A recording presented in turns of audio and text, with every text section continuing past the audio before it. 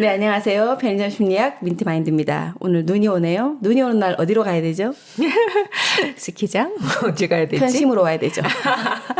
네, 지난 시간에 남자아이들 뇌를 했어요. 그래서 전국에 계신 여자아이들 엄마들이 불끈하실 것 같아서 여자아이들을 오늘 다뤄볼 건데 오늘은 여자아이들의 뇌. 진짜 기가 막히게 그런 제목들이 다 있더라고요. 있어요? 네, 그래서 그 책을 골라서 이렇게 보게 됐는데 딱 거기 맞게끔 지난번 했던 남자아이들의 뇌와 딱 대비되는 내용들이 많이 있더라고요. 그래서 포커스는 좀 사춘기의 뇌에 맞춰져 있어요. 왜냐면 그때가 가장 격변하는 기간이기 때문에 보통 아이들도 감당이 안 되고 부모들도 감당이 안 되고 그 시기가 좀 다시 말하면은 그러면 여아들은 사춘기 전까지는 별다른 큰 문제는 없다는 건가요? 문제가 아니죠? 아, 네. 그렇죠. 제가 문제를 문제 제기했었죠, 제가. 누구도 문제는 아니죠. 특성일 뿐이죠. 네. 그러면 남자아이들은 어릴 때부터 그 특성이 있는데 여아들은 그 특성이 그렇게 두드러지는 건 없어요. 그러니까 여자아이들 기르던 엄마들은 남자아이 둘째를 낳으면 되게 당황스러워하고 남자아이가 큰아이면 둘째는 뭐 발로 키운다 하기도 하고 물론 뭐 또 특성 따라 그러지 않지만 대체로는 큰 일을 뭐 저지르거나 뭔가를 막 감당할 수 없게끔 하지는 않으니까 그래서 아마 구체적인 얘기들이 별로 없었던 것 같긴 해요. 여자의 뇌에는 뭐가 차이가 있을까부터 구조적인 거 지난번에도 구조적인 면을 먼저 봤는데 여기서 또 대비적인 내용들이 나와요. 그리고 여자아이들 같은 경우는 남자애보다 시상하부가 좀 작아요. 비교하자면 남자애들 시상하부가 크다는 얘기겠죠. 시상하부가 뭐냐면 식욕이나 성욕 그리고 수면욕, 체온 조절 이렇게 기본적인 동물적인 부분이죠. 이 부분이 조금 작다는 얘기죠. 그래서 조금 더 어떤 상황이 됐을 때 동물적 감각과 눈에 두드러지는 것들이 남자아이들이 눈에 띄지 않을까 싶거든요. 뇌량이 좌방구, 우방구를 연결시켜준 뇌량을 단면 세로로 잘랐을 때 저런 모양이거든요. 뇌들보라고보다 하고 뇌량이라고 하거든요. 지금 한국에서는 용어들이 좀 정리가 안 돼서 남자의 뇌들보는 저렇게 얇고 가늘죠. 그리고 여자애들의 뇌량은 저렇게 좀 두껍고 굵고 크고 완전 2배도 더 되네요. 굵기가. 그 정도의 면적도 네. 그렇고 두께도 그렇고 그렇거든요. 그러니까 뇌량이 크기 때문에 소통이 잘 되고 좌우뇌를 통합적으로 쓰고 그리고 여러 가지 동시에 할 수 있고 대신에 좌우뇌에 좀 연결이 덜한 사람들은 덜한 남자 같은 경우는 어떨까요? 당연히 한쪽에 뭔가 힘이 실리니까 몰입도와 깊이가 또 다르겠죠. 좀 전에 그 시상하부라는 얘기를 드렸는데 뇌의 가장 중심부로 보시면 될 것 같아요. 가장 중심부 위에 저 동그란 부분이 시상이고 그 밑에 붙어있는 부분이 시상하부 두 개 합쳐서 간뇌라고 하는데 가장 좀 동물적인 원시적인 가운데 부분이거든요. 저 부분이 발달되어 있기 때문에 좀 충동적일 수도 있고 여자아이들 같은 경우는 좀 작으니까 충동적이라든지 뭔가 그런 어떤 욕구들을 조금 자제할 수 있는 능력이 있다는 거죠. 그러니까 남녀 성별의 차이가 끝내는 구조적인 차이가 가장 큰 것 같아요. 나중에 사회적인 학습이나 훈련으로 바뀔 수가 있는 건가요? 뇌량의 차이가? 그건 불가능하겠죠. 저는 호르몬을 주입하면 바뀌지 않을까. 아마 뇌량에 보톡스 같은 걸 뇌준다고 해서 걔가 저렇게 커질까 싶은데 그거는 불가능하다고 봐요. 호르몬 차이로 나타나는 성별의 특징은 있지만 그게 기능적으로 우세하거나 그런 연구 결과는 아직 못 본 것 같아요. 호르몬 주입한다고 해가지고 벌써 만들어져 있는 게 어떻게 구조가 바뀌진 몇 않을 살까지는 계속해서 이 뇌세포가 증식되잖아요. 그때 뇌세포 증식하고 뇌량하고는 또 다를 것 같기도 해요. 성향이 좀 바뀔 수는 있을 것 같아요. 뇌량도 결국은 신경세포니까 그렇게 얘기를 한번 해본 거예요. 모르죠. 연구 좀 해봤으면 좋겠다고 연구를 했을 수 있지만 네. 우리가 거기까지 찾아보지는 못했고 아직까지는 약간 이런 것 같아. 간이 작게 태어났어. 간이 열심히 먹으면 간이 커진다. 이거는 아니지 않나? 네. 간이 부을 순 있지만. 제가 동의합니다. 편을 들자면 네네. 그 간도 성장하는 시기가 있잖아요. 네네. 그때 조금 더 자극을 주면 조금 나아지지 않겠냐라는 감사합니다. 말씀이신 거죠. 봐. 이렇게 하는 거예요. 이게 좌우뇌가 지금 교량이 아주 좋으신 거예요. 일부분은 아니진 않을 거예요. 어느 정도까지는 항상 사람은 변할 수 있기 때문에 배선이라 하죠. 배선으로도 바꿀 수 있는 범위가 있으니까 무작정 바뀌진 않았겠지만 범위는 있겠죠, 분명히. 실험을 하나 했었는데 누가 변화를 잘 찾아내나. 어떤 방에다가 큰 방에다가 뭐 잡다한 여러 가지를 늘어놓고 남자 여자 몇십 명씩들을 넣어놓고 잠깐 보라고 하고 다른 방으로 옮기고 다시 그 부분에 이제 물건들을 치우거나 정리하거나 빼거나 했을 때 남자 여자를 불러왔을 때 누가 잘 찾아낼까. 남자애들이 좀 놓치는 게 많고 여자애들은 잘 찾고 뭐가 변했는지 잘 인지하고 그런 것들도 어떤 지적인 능력이라든지 뭐 그런 것보다 구조적인 차이 때문에 그럴 수 있다라고 얘기를 합니다. 그래서 이제 이게 유아들의 놀이를 봤을 때 여자아이들이 그래서 좌우뇌를 쓰는 소꿉놀이라든지 소통하면서 이야기 나누면서 소꿉놀이 하는 거를 좋아하고 남자아이들은 총칼 들고 퍽 이제 주로 이런 단단을 쓰면서 이렇게 전쟁놀이를 하죠. 네. 그래서 그런 것들이 전부 다 근데 기본적인 구조적인 차이가 있다라고 보시면 되고요. 전쟁도 소통 아닙니까? 그렇죠. 몸으로 소통하죠. 그러니까 시상 하부가 중심으로 돼서 소통하는 거죠. 그래서 이제 우리가 뇌가 그럼 어떻게 타고나냐. 뇌의 기본형은 여자의 뇌로 태어납니다. 그리고 남자애 같은 경우는 수정 후에 이제 태아기 때 7주차 정도 전후 정도 됐을 때 이제 정소가 발생하면서 거기에서 남성 호르몬이 이제 합성되고 분비되기 시작해요. 그래서 남성 호르몬이 이제 뇌의 구조적인 차이를 만드는데 역할을 하는 거죠. 그래서 12주 정도 되면은 남성 호르몬이 과하게 분비가 많이 돼요. 이제 그때 이 성중추라든지 뇌량 같은 것들이 만들어지면서 두껍게 되고 얇게 되고 이렇게 바뀌는 거거든요. 그래서 뇌와 생식기가 이렇게 남성 성향으로 바뀌게 되는 거죠. 성전환이라고 하는데 여자가 기본 뇌고 남성 호르몬 샤워로 남성 성향이 나타난다. 이렇게 보시면 될 것 같아요. 염색체가 Y 염색체가 되는 게 X에서 좀 짧은 거잖아요. 짧은 부족해서 생길 것 같은데 테스토스테론이 더 많이 나온다는 게 좀 신기는 하네요. 저 시점이 제일 큰 것 같아요. 그래서 16주차 정도 된 우리가 아기들 성별 알아본다 하잖아요. 그때가 여성의 생식기에서 남성 생식기가 발생되는 거거든요.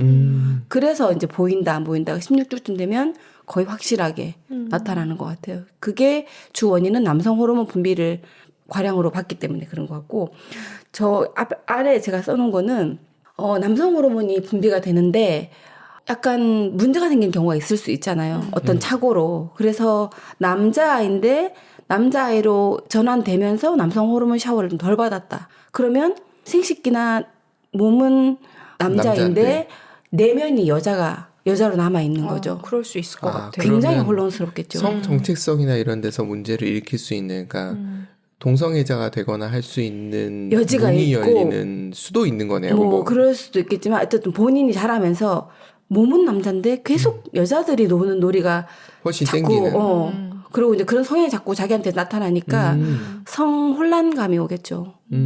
그래서 지금 저런 걸 장애라고 썼는데 제가 쓰면서도 장애란 단어를 함부로 저도 참 쓰지 않는데 성 정체성에 혼란이 있겠다 싶은 생각이 드는데 그 반대로 또 여자의 몸인데 남성 호르몬 샤워가 조금 이렇게 많이 묻은 거지. 그럴 수 있지. 그러면 남자의 태도를 가지게 되는 경우가 있죠. 그 여자 고등학교에서도 여자 보이시한. 있죠. 걸클러시. 예. 근데 그러면서 그 아이들이 보통 대학교 가면서 바뀌거든요. 다시 또 이제 남녀 뭐 이렇게 만나게 되면서 바뀌는데 그렇지 않고 쭉 가는 사람들도 있어요. 약간 중성적인 느낌으로. 제 친구가 지금까지도 그냥 그렇게 비슷하게 가고 있는 거 같더라고요. 친구 같은 경우는 저 정도까지는 아닌데 그때 고등학교 때 우리가 돌아봤을 때 본인이 약간 혼란스러울 수 있겠다 싶은 정도로 그랬던 것 같아. 되돌아보니. 그래서 그게 남성 호르몬 분비량에 따라서 달라진다고 합니다. 사춘기에 그래서 딸들은 어떻게 변화가 있냐. 이제 뭐 아들도 마찬가지겠지만 오늘은 딸 얘기를 할 거니까 인지적으로 가장 많이 자라는 게 요때거든요. 좀 점프한다 그러죠. 점프해서 조금 성인에 가까운 사고를 하기 시작하는 게 요때부터 이제 지난번 얘기 드렸나? 대뇌에서 이제 전두엽이 발달하기 시작하거든요. 사춘기. 근데 여자애들이 좀 더 빨리 발달을 하거든요. 그러면서 2차 성징 발달하죠. 그러면서 성숙하다는 얘기를 할 수 있죠. 요때 성호르몬이 가장 많이 분비되잖아요. 거기에서 성호르몬이 전두엽에도 영향을 미쳐요. 그러면서 사고 기능도 영향을 미치지만 거기에서 남성적 사고와 여성적 사고까지도 미치고 그리고 행동까지도 언행에 영향을 주죠. 그래서 2차 성징 지나면서부터 조금 남자애들의 말투, 여자애들의 말투 달라지기도 하고 사고방식도 조금씩 바뀌기도 하고 여자아이들은 보통 한 만 10세에서 11세 한국 나이로 치면 한 6학년 전후 중1 요럴 무렵이고 남자아이들은 조금 더 지나서 만 11세에서 12세 정도에 성호르몬 분비가 가장 많다고 합니다. 뇌 입장에서 보면 태아기 때가 아까 그 7주에서 뭐 12주 이럴 때가 제일 많이 변하잖아요. 뇌에서 이제 분화가 되고 발달되니까 그 이후로 인간의 발달 중에서는 사춘기가 제일 급격하게 변해요. 본인들도 얼마나 당황스럽겠어요. 혹시 기억하세요? 그 시절을? 어떠셨어요? 뭐 굉장히나 좀 혼란스러웠다. 자아 성장하면서. 저는 저의 그 필름 중에서 딱 그 중학교 3년이 없어요. 네, 어디 그냥 갔을까요? 혹시 그냥- 안드로메다 갔다 오시?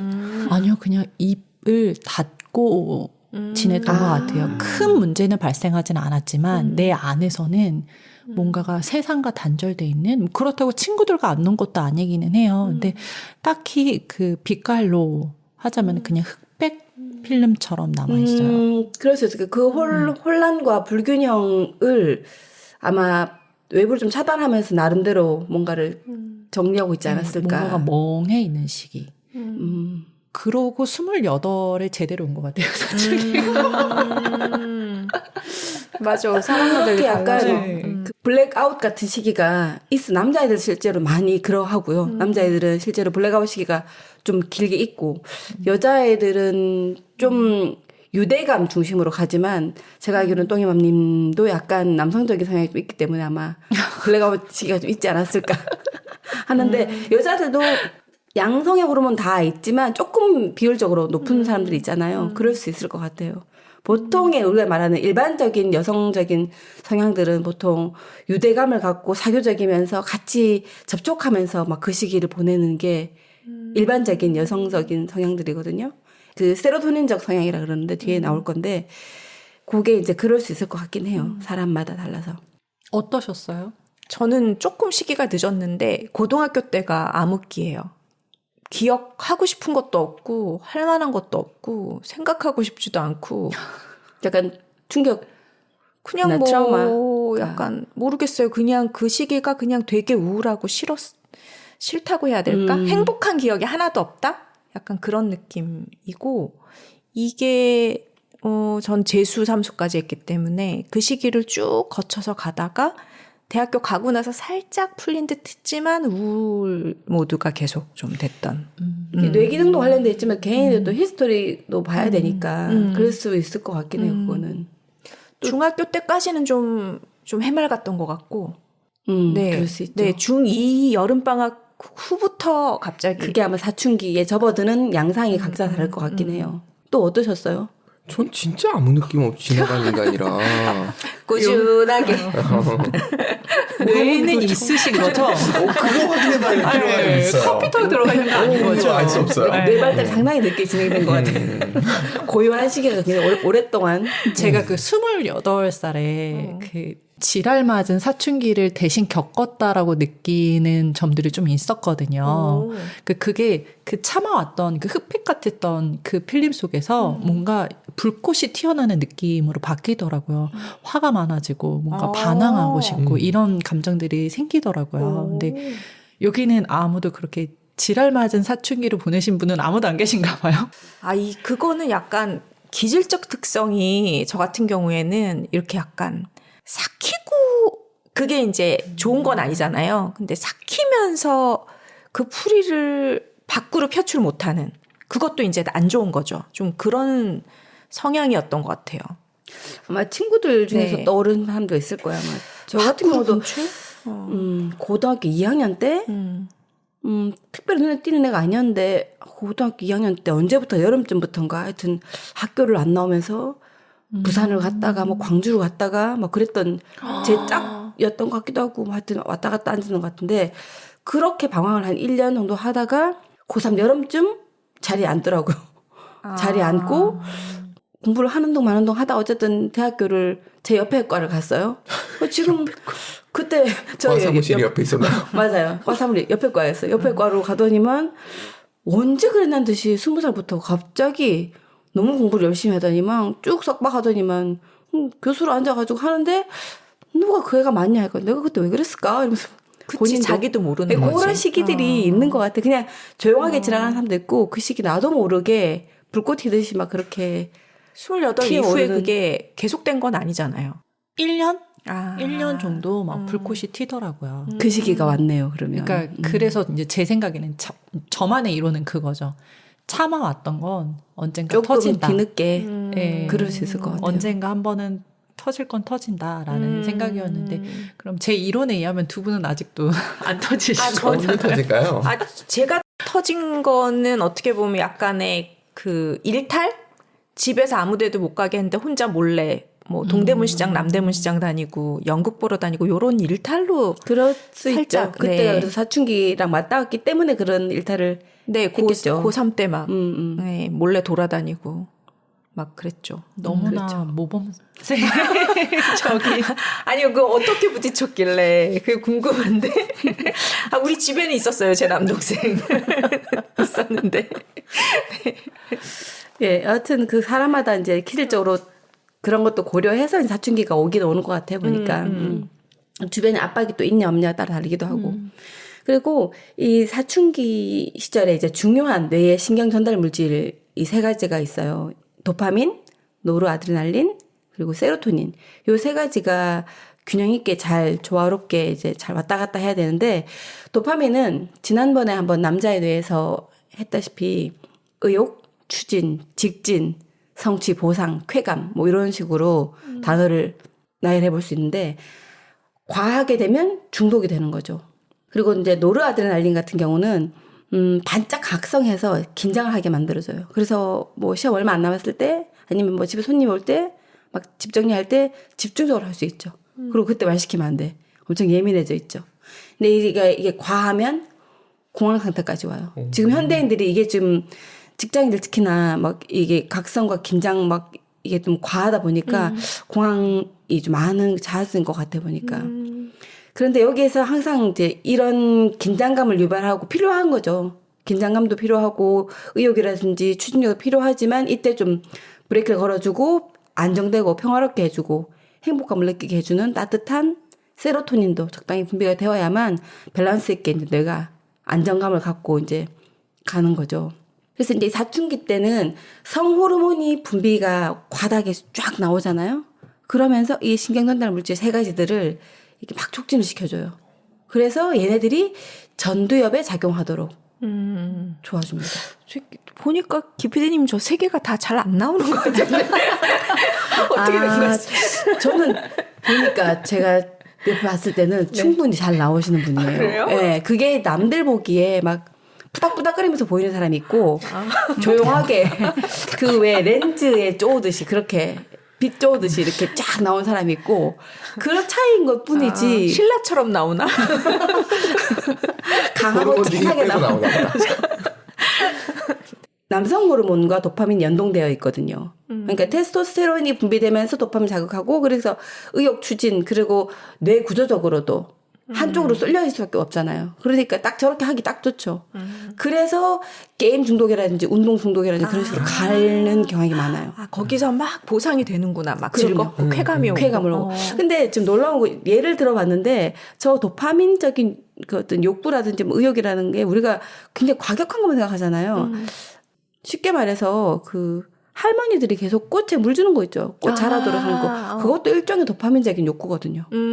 자라기를 바라고 계속 물을 주고 쳐다보면서 죽으라고 물 주지 않거든. 얘를 키우는 재미 그리고 성과 그리고 잘 크고 막 꽃이 피고 이러면 쾌감. 맞아. 그런 모든 성과와 관련된 것들은 다 도파민이거든요. 그치. 예. 근데 이제 겉으로 보기 과격한 걸 가지고 그 생각하는데 그건 아니고 누구나 게임에서 있지만 레벨 올라가고 싶은 것도 다 도파민이죠. 도파민이군요. 예. 근데 그게 남자 같은 경우는 테스토스테론이 많이 나오는 한창 그때 사춘기 때 그때 밤을 새면서 애들이 막 하잖아요. 그게 도파민하고 이제 같이 연합이 되면서 성과를 내고 쾌감도 얻고 두들겨 맞아도 또 하고 그렇게 되는 거고. 그리고 운동하는 애들 그때 막 죽도록 운동하잖아요. 육상 제가 아는 애기 엄마 그렇게 곱던 아들이 그렇게 손발 하얗고 곱던 아들이 갑자기 6학년 되면서 마라토너가 돼가지고 새벽까지 나가서 마라톤을 하고 달리기를 하고 학교를 가고 막 새까맣게 타가지고 너무 좋다. 근데 엄마는 바람직하다, 되게 그죠? 당황스러운 거예요. 이렇게 우리가 알면은 괜찮은데 그동안에 되게 샌님 같고 되게 고요하던 남자애가 갑자기 바뀌면 뭐 때문인지 모르는 거예요. 저 자식이 아침부터 나가서 새까맣게 걸러서 엄마가 예쁘게 만들어놨는데 그렇게 적응 못할 수 있거든 엄마가. 대부분의 엄마들은 그렇게 생각을 하죠. 어떤 여자의 입김이 있었다. 맞아요. 좋아하는 제가 그 말하고 여자애가 싶었어요. 네, 좋아하는 여자애가 나는 달리기 잘하는 사람이 좋아 아. 이러면 정말 미친 듯이 달리더라고요. 뭐 그럴 수도 네. 있죠. 그것도 보상이거든. 걔가 날 좋아하게 된 거라는 뭔가 의욕과 추진력이 있으면서 직진하는 거죠. 보상 포인트를 알아내는 게 되게 좋을 것 같고 여자애들은 그럼 뭘 알아내야지 좋은 건가요? 여자아이들은 여기서 여자아이들을 기를 때 여자아이들은 주로 이제 여성 호르몬과 세로토닌이 연계되어 있거든요. 그래서 여자들은 주로 이제 세로토닌으로 인해서 유대와 연대 이런 것들이 포커스예요. 아, 친구. 예. 그래서 이제 거기에서 받는 상처도 많고 뭐 거기에서 받는 연대에서 내가 짝 먹거나 거기서 내가 인싸가 되거나 아싸가 되는지 뭐 그런 거에 대한 포커스가 있는 거예요. 같은 도파민이라도 세로토닌 중심적으로 활동하면서 어떤 쾌감을 다르게 표출하는 거거든요. 요런 세 가지 신경 전달 물질을 알면 좀 아이들에 대해서 당황하지 않고 펌프질을 되고 있구나. 그렇게 알면 좀 불협화음이 좀 잦아들지 않을까 합니다. 예. 혈액 검사해야 되겠네요. 네. 얘가 호르몬이 어떻게 움직이고 있는지. 네. 여기까지 하고 또 다음 시간에 뵙겠습니다.